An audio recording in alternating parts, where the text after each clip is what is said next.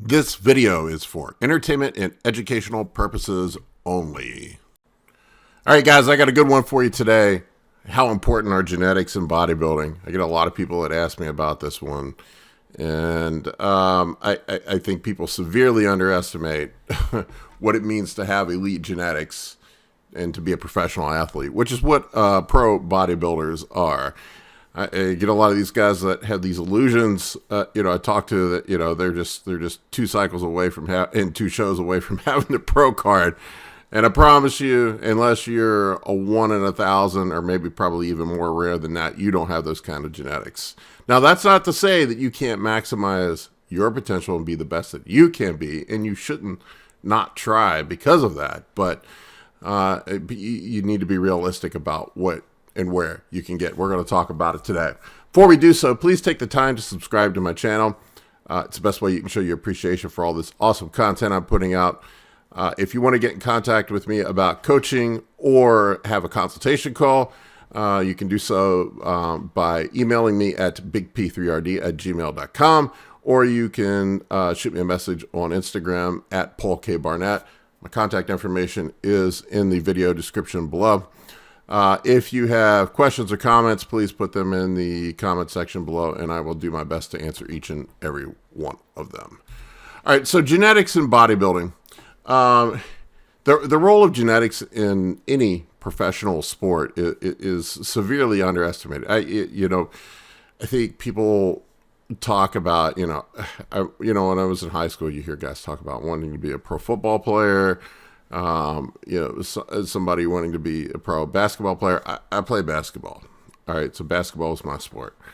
And I thought I was the white Michael Jordan growing up, but I definitely don't have Michael Jordan's genetics. All right. So, and I think people underestimate the role of genes in professional sports. And if you look at professional athletes, it's especially these days, now granted there are exceptions, but pro athletes on all levels, whether it's the NBA, the NFL, or the IFBB, have elite genetics or elite attributes in some area. So if you look at it, these attributes in professional sports would be height, strength, muscularity, speed, the ability to jump, reaction times, the ability to process data. You look at a guy like Tom Brady, who's not very athletic, but he has an elite hand-eye coordination and ability to process data quickly that other people might not have. Hand-eye coordination, I guess. And that's, certainly can be developed through training, but there's only one guy like him in the whole fucking world. There's only one guy. You don't think other people haven't tried? There's plenty of guys that work just as hard as Tom Brady, but they're not Tom Brady. So there's something unique about him that has allowed him to excel above and beyond these other people. I'll give you a practical example of how important genetics are. So we'll look at the NBA. I would say the single most important factor in the NBA to excel in the NBA is probably height. Now, granted, you have to have skill. You have to be able to shoot the ball. You have to be able to dribble the ball. You have to be able to jump. You have to have speed. There are other things, but the simple fact is if you're short, you're probably not going to make it into the NBA. And there have been exceptions. I remember, probably a lot of you guys aren't old enough to remember this, but there was a dude back when I was a kid named Spud Webb that was 5'5", and played in the NBA. And that is very uncommon and very rare. But Spud Webb was 5'5" and could dunk. So Spud Webb had world-class genetics when it came to the ability to jump. Elite. That was rare. So he had a genetic attribute that not everyone had. You don't see 5'5" guys that can dunk basketballs. It just doesn't happen. You'll see it in the NFL. Guys that are small can run. You either have to be fast, you have to be strong, or you have to be big. Or some combination of both. If you play a skill position like the quarterback or kicker or something like that, you have to have developed an elite skill in that area. But in basketball, the height is probably the single most important thing. And we can look at it and we can determine that by just looking at the average height of an NBA player. The average height of an NBA player is almost 6'7". In the 2022 season, I looked up, it was 6 foot 6.6 inches. So we'll just say 6'6", but really it's almost 6'7". That's average. That's the average height of an NBA player. You have to be basically 6'7" to even, that's just the gateway to entry. Point guards are 6'5", 6'6" now.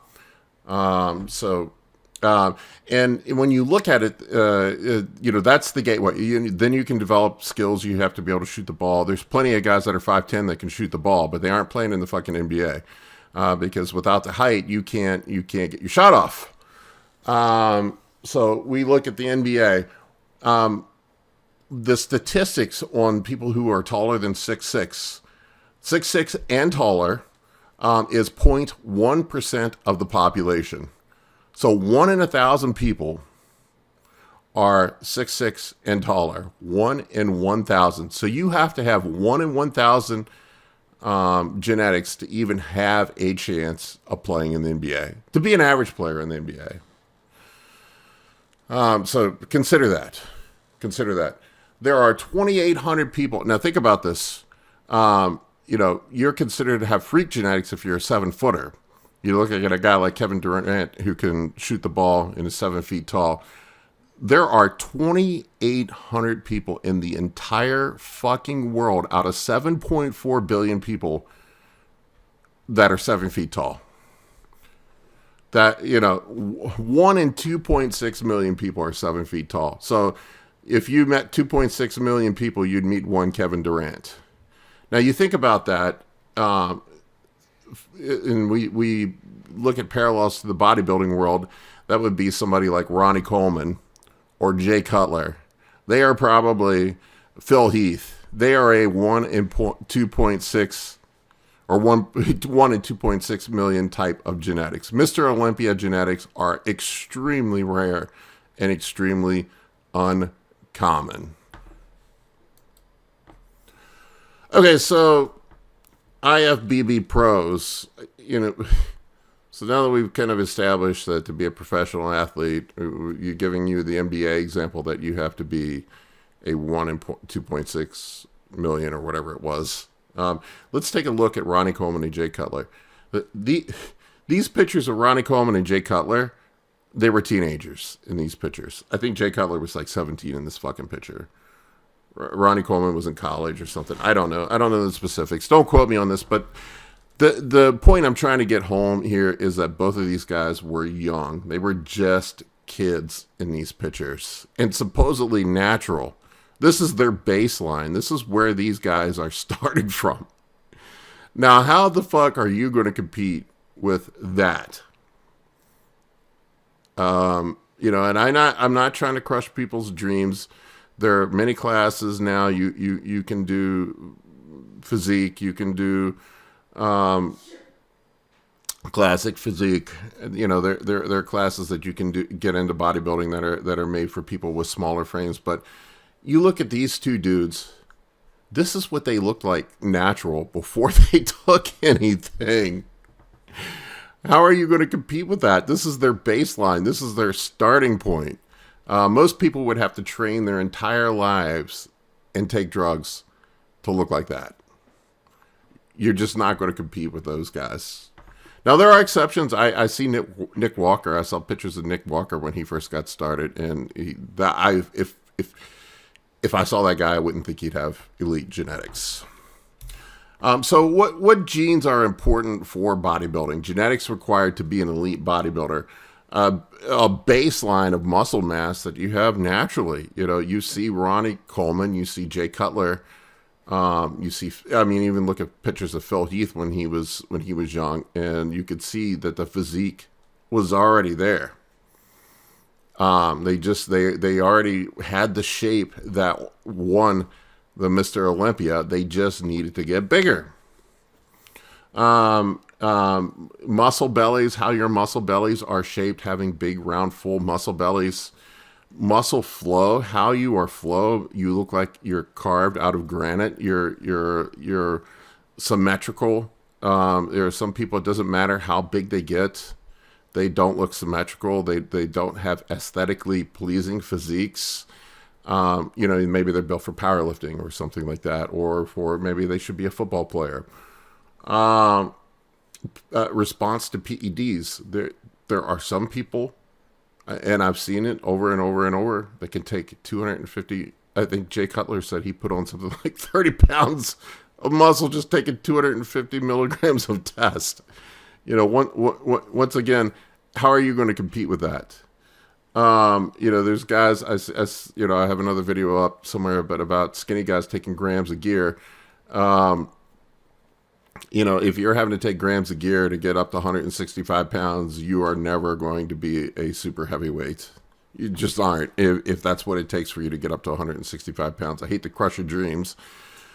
And I'm not saying you can't do well and you can't have success, but that's just kind of the way it is. Body composition, how your body composition is put together, the ability to be able to get ripped. Not everybody has that ability to get absolutely peeled. Your skin, you need good skin, thin skin that has elasticity to it, to be an elite bodybuilder. I can get big, but my skin fucking sucks. My skin just is loose, and it always has been, and I have stretch marks and whatnot. It's just, something, the correct height to be a Mr. Olympia. You can't be too tall, you can't be too short. I don't think there's been, there won't be a 6'10" Mr. Olympia. You just can't put enough density on a frame like that to be a Mr. Olympia. I think, most Mr. Olympias are in that 5'9", 5'10" range. If you're too short, you don't look impressive enough. You're too tall, you're all stretched out and can't accumulate enough mass to look impressive. Bone structure, having wide shoulders, big rib cage, narrow waist, small hips. These are just things that you're born with. You can have the round muscle bellies, you can have nice flow, but if your structure is not right, your bone structure is not right, you're not going to be competing at the top level. The ability to recover from training. Some people just can't sustain training intense enough and long enough to accumulate that type of muscle mass. They break down, they have injuries, they fall apart. You'll see it in the NFL a lot of times. There'll be a lot of really talented people that come along, but they just can't survive the grind. They break down, they fall apart. They can't make it because they just physically can't keep up. That goes along with the ability to recover from training. The ability to eat. There's some people that just can't eat enough.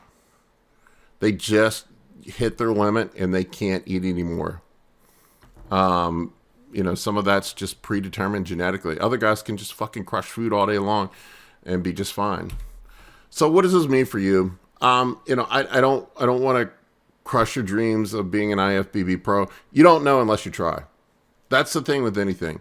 I'm not saying that you can't do it. There have been some people that have started off with a pretty low baseline and that you would never think would do that well, and they end up looking great. Once again, go look at the pictures of Nick Walker when he first started competing. That guy does not look like a guy that would be a top elite bodybuilder when he was first starting off. But he's done it. You don't know if you have elite genetics until you try. And not only that, you don't have to be a pro. You can always improve yourself. I have no illusions of ever, I'm too old at this point, but of going that route. I just enjoy the process. Some people just enjoy the process. They like bettering themselves. They like getting on the stage, being in its, inspiring some other people to do better for themselves, pushing their limits, things like that. You don't have to play in the NBA to enjoy playing a recreational basketball. That doesn't. You can go out and play a rec game and have a great time. You don't have to be an NFL player. You can play flag football, and you don't have to be Tom Brady. but you can have a great time. It doesn't, make the most of what you have. And also, there are people with great genetics that just don't work hard. I am a believer that hard work a lot of times will outshine somebody with better genetics. You can outwork somebody with better genetics to a certain degree. Now, if you're 5'5" and you're trying to post up a 7-footer, that 7-footer doesn't have to be very good to beat you in basketball. Your skill level better be superior to his, infinitely superior. And that's the same thing with bodybuilding. You have to be perfect to beat that guy.